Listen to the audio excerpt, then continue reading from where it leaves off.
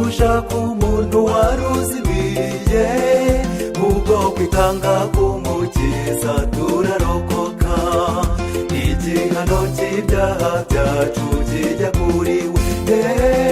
Nashimwe Yesu, nashimwe, mw'isi no mw'ijuru niwe ukwiye kubahwa.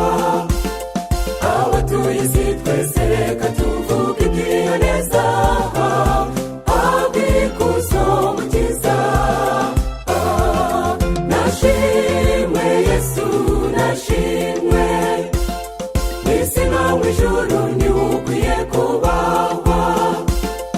Abatuye isi twese reka tuvuge iby'iyo neza, abikuzo mukiza.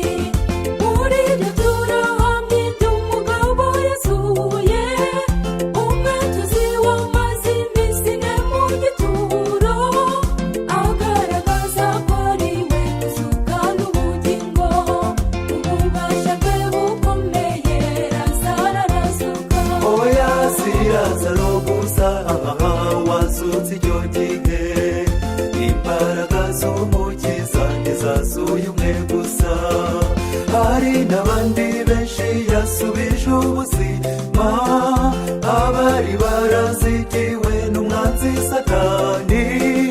Uwo munyamubugo yariho yaratabaye, atanga umudendezo ku bamwizeraga bose. Nashimwe Yesu, nashimwe, mw'isi no mw'ijuru niwe ukwiye kubahwa. Abatuye isi twese reka tuvuge iby'iyo neza, abikuzo mukiza. Nashimwe Yesu, nashimwe, mw'isi no mw'ijuru niwe ukwiye kubahwa.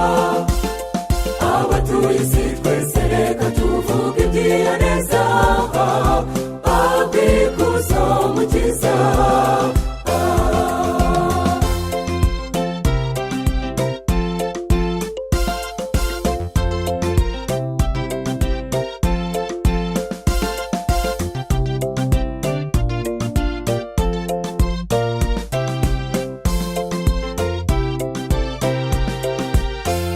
Ineza y'umwami wacu ntigira umupaka, umugwaneza ajya agira ntawaburondora. Wemera kwitanga mu cyimbo cy'umunyabyaha, akemera gupfa njye nawe tukarokoka. Yemerera umuvandimwe tumuhe icyubahiro, reka imigirire yanjye nawe ijye imugaragaza. Reka dusigeho kwitwara uko tutari, tuzirikane ineza umukiza yatugiriye, twe kwirengagiza ubwo yari ku musaraba, agahabwa ndetse akagera no mu gituro. Umutima n'utuzubipfa ye irangaye, haguruka umfashe kwishimira intsinzi ya Yesu. Nashimwe Yesu, nashimwe, mw'isi no mw'ijuru niwe ukwiye kubahwa. Abatuye isi twese reka tuvuge iby'iyo neza, abikuzo mukiza. Nashimwe Yesu, nashimwe, mw'isi no mw'ijuru niwe ukwiye kubahwa. Abatuye isi twese reka tuvuge iby'iyo neza, abikuzo mukiza. Nashimwe Yesu, nashimwe,